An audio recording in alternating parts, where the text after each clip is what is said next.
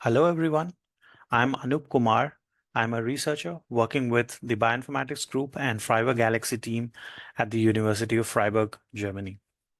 In this talk, we will be discussing how to fine-tune a protein language model using dephosphorylation site prediction task. Dephosphorylation is one of the post-translational modifications that occur in proteins. Let's start. Language models understand and generate languages just like humans. ChatGPT is a very popular example where we can give a query and then based on the query, it generates responses just like a human being. Language models have been trained to understand and generate human languages. The dataset for training large language models is very, very large. One of the popular models of language model is ChatGPT. Other models are GPT-3, Llama 2, created by Facebook, Gemini by Google, and there are many others as well. As I said, they have been trained on a very large data set of human languages, and the model architecture of these models is also very large, and they contain billions of parameters. The training of such large language models follow two basic approaches. One is masked language modeling, in which a sentence is given and a few random positions in a sentence is randomly masked. And the neural network or the language model is asked to predict those masked words or tokens. By doing that, they learn the entire context of this sentence. Another technique for self-supervised learning is next word or sentence prediction. For example, if a sentence is given, then what could be the next possible word to extend that sentence? These two techniques are called self-supervised learning because the labels for the data do not come from outside. The labels are generated from the data itself. Since we have these large language models and they generate and understand languages like humans, we ask ourselves a question: can we train such models, such architectures on biological data sets such as protein and DNA or RNA sequences? Researchers have created language models for life sciences, for example, DNABERT, that can understand the context inside a DNA sequence. For example, DNABERT follows the same architecture of BERT and follow the masked language modeling technique for training. There is another variant of BERT architecture trained on protein sequences, that is ProtBERT. Then in a similar way, the T5 architecture has been trained on protein sequences and the trained model becomes ProtT5. Then there are similar models such as RNA-FM, evolutionary state modeling, ESM, that has been created by Facebook, and BioGPT, and so on. Many such models are openly available and can be accessed via Hugging Face. Hugging Face is an online platform that provides storage for these models, and using one of the Python packages created by Hugging Face, it's Transformers, and using that package, researchers can access these large language models and perform different downstream tasks using that trained models. Let's look at the architecture of BERT. BERT stands for bidirectional encoder representations from transformers. At the bottom, if we see, that's the input sentence that is given to the model. CLS stands for the starting position, And this contains the representation for the entire sequence that we see here, consisting of 7 tokens and a separator. Separator is actually a token, a special token that is used to separate two different sentences. Then another sentence can start from its right. We can see that one of the positions in this sentence is masked. Then this sequence is given to the language model, and the language model produces the possible, most probable tokens at this position, which could be you, they, your, given the sequence. For example, we can form a sentence such as, how are they doing today? Or how are you doing today? So there are different variants of the output. And the output is generated with different probabilities. In the same way, BERT masked language model is trained with protein sequences. Instead of words as tokens, BERT uses amino acids as tokens. And certain positions in the protein sequence are masked, and then the BERT masked language model is asked to produce those amino acids at the specified positions. And by doing that, it learns the entire context of a protein sequence. How big these language models are. In 2018, BERT language model came, and that contained 345 million parameters. And since then, the size of the language models have been increasing. In 2020, GPT-3 came, which had the size of 175 billion parameters.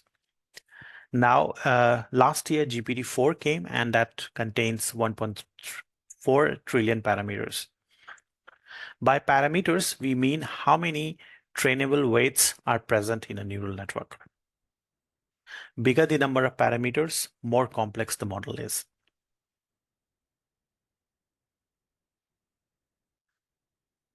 Let's briefly discuss about protein language models.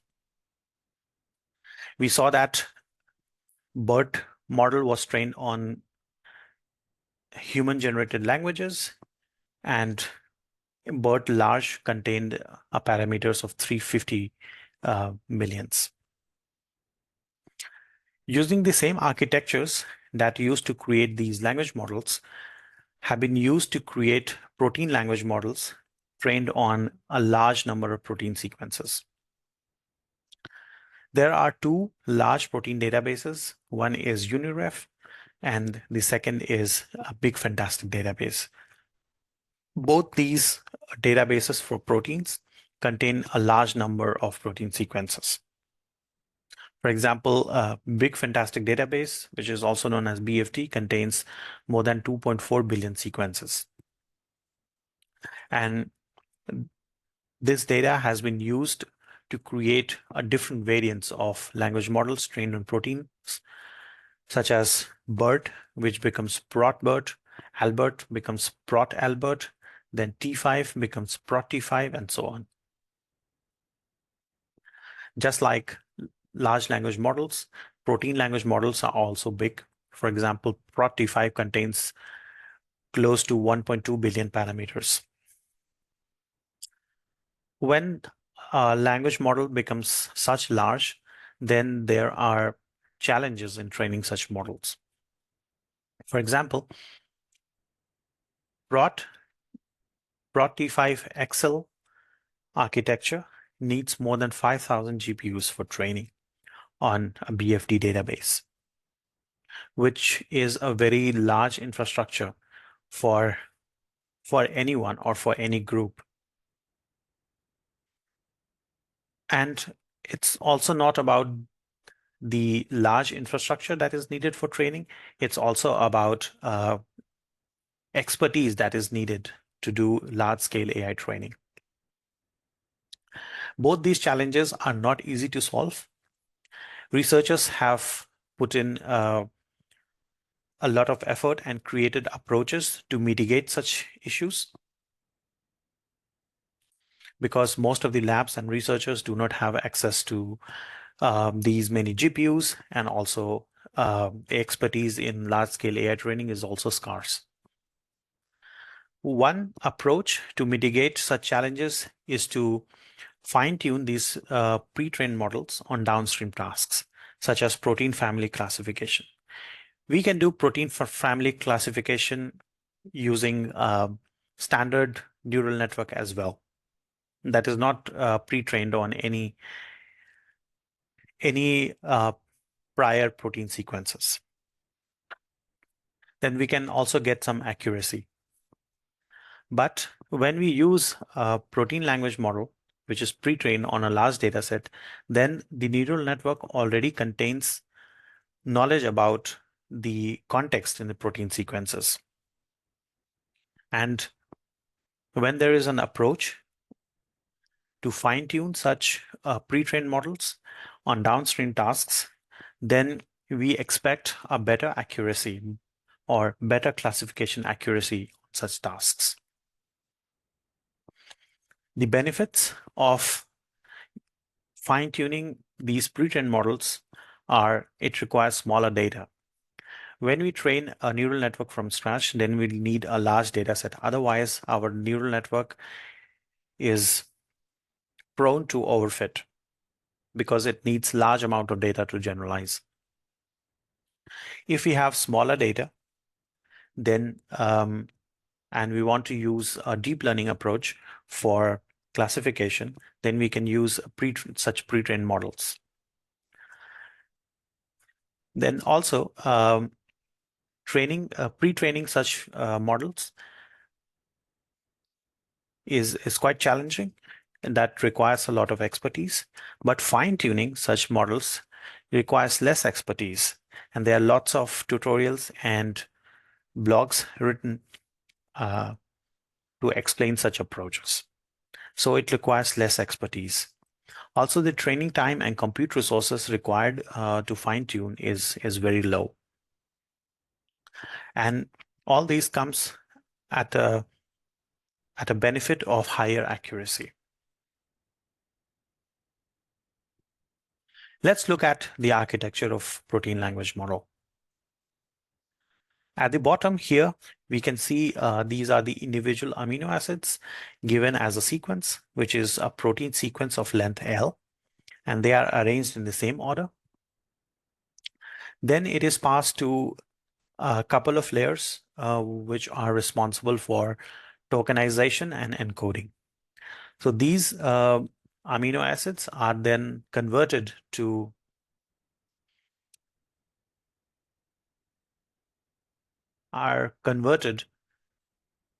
these protein sequences are converted to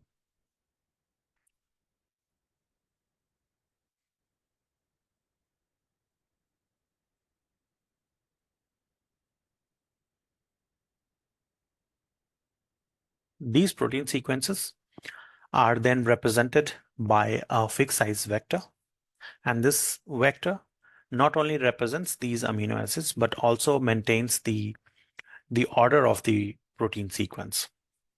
Then this is sent to the transformer model, which is equipped with attention mechanism to learn the representations and the overall dependencies of amino acids within a sequence. And the output of such a transformer model is two-pronged. One, it learns the representation for each amino acid in a sequence, and at the same time, it learns an entire representation for the whole sequence. Because of this, the downstream task could be two-pronged. One task could be to identify the amino acids, and the other task would be to identify the entire protein sequence.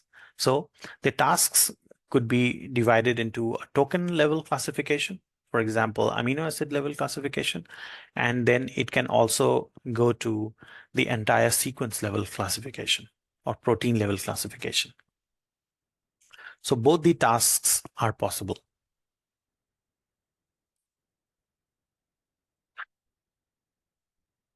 When Broad trans models are learned on protein sequences from UniRef and BFT, and the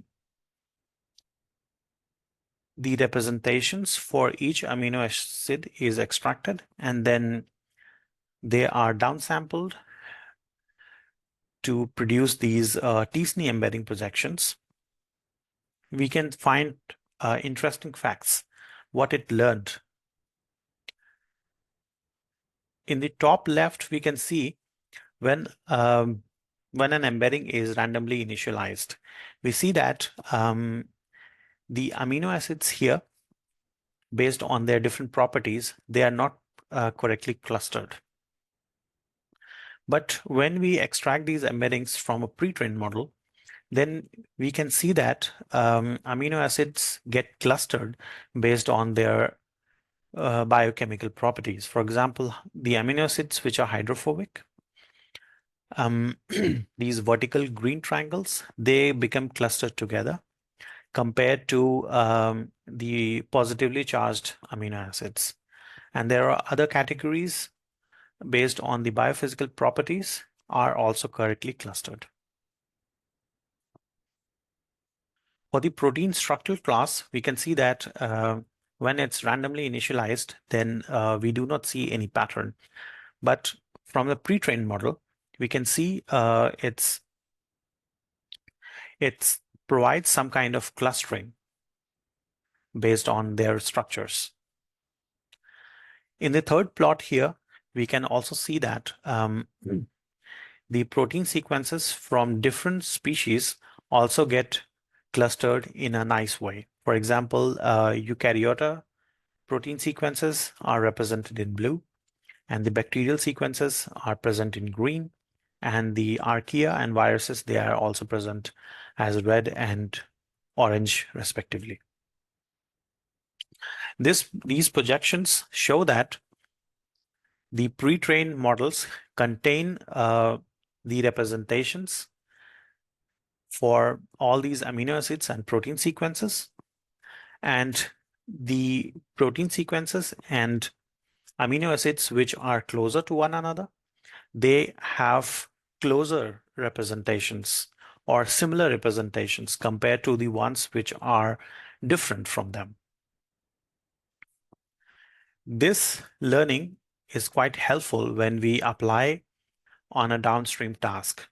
For example, a PTM site classification by fine-tuning a pre-trained model, because this pre-trained model contains all the knowledge about protein sequences in general.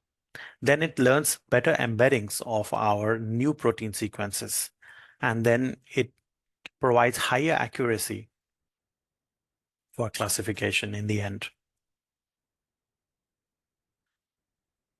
What are the challenges for downstream tasks? For example, a PTM site classification task.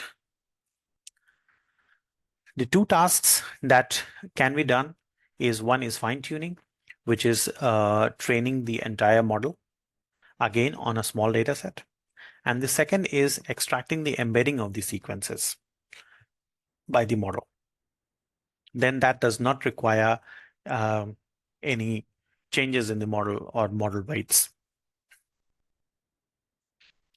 When we fine-tune it using a small data that involves training the entire model, it takes a large amount of time and memory for training such. For example, the training PROT-T5 with 1.2 billion parameters needs about 25 gigabytes of memory on a GPU, which is not easily available. And it also requires a larger training time because 1.2 billion parameters need to be updated. To mitigate such challenges, researchers have developed low-ranking adaptation approaches, LoRA. When we fine-tune in a regular fine-tuning approach, then we provide an input to the model, and then the pre-trained weights from the pre-trained model and the weights that are needed for learning the new tasks, they are combined together to produce an output. But training these pre-trained weights, which is very large, requires very large computational resource and also a longer amount of time. Researchers have developed an intelligent approach in which these pre-trained weights from the pre-trained model, they stay frozen, and the updates that contain the knowledge of the downstream task is represented by these smaller weights, the weights contained by smaller matrices, which are A and B. These two smaller rank matrices are learned, and they are just added to the frozen pre-trained weights to produce an output. The entire approach using LoRa requires much less memory and also much less time. For example, PROT-T5 model, which is 1.2 billion parameters, when it's represented by a smaller ranked matrices, then the number of trainable parameters become 3.5 million, which is a lot less than the original number of parameters. And that automatically gets translated into the training time, and it becomes very less. Also, the memory that it requires is also manageable, which is less than 15 gigabytes.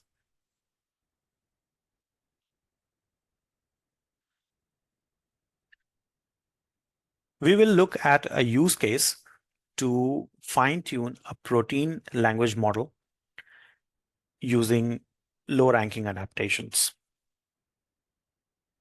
The data set for fine-tuning comes from dephosphorylation, which is a post-translational modification. And this contains protein sequences and its labels, whether it's a site or not. PTM in general are chemical modifications that happens in a protein after its synthesis. And because of these modifications, the protein's functions can change. It's used for regulating proteins, the gene expressions, cell cycle, and many other biological processes are impacted because of PTMs. Dephosphorylation specifically is a removal of phosphate group from protein molecule. It's actually less studied. There are less papers about it, and also the publicly available data sets are also small. When this high quality data set is smaller, then it's hard to train a large deep learning model to improve the accuracy of this site prediction. Fine-tuning might provide a way to improve the classification accuracy of dephosphorylation sites. For this task, we will use the dataset from a published study. The dephosphorylation datasets, it has around 1,000 protein sequences associated with classes, a positive site and negative site. We will use PROT-T5 pre-trained model that will be available from Hugging Face, and we will do low ranking adaptations of the pre-trained model. All these things we will look in a Galaxy hands-on tutorial.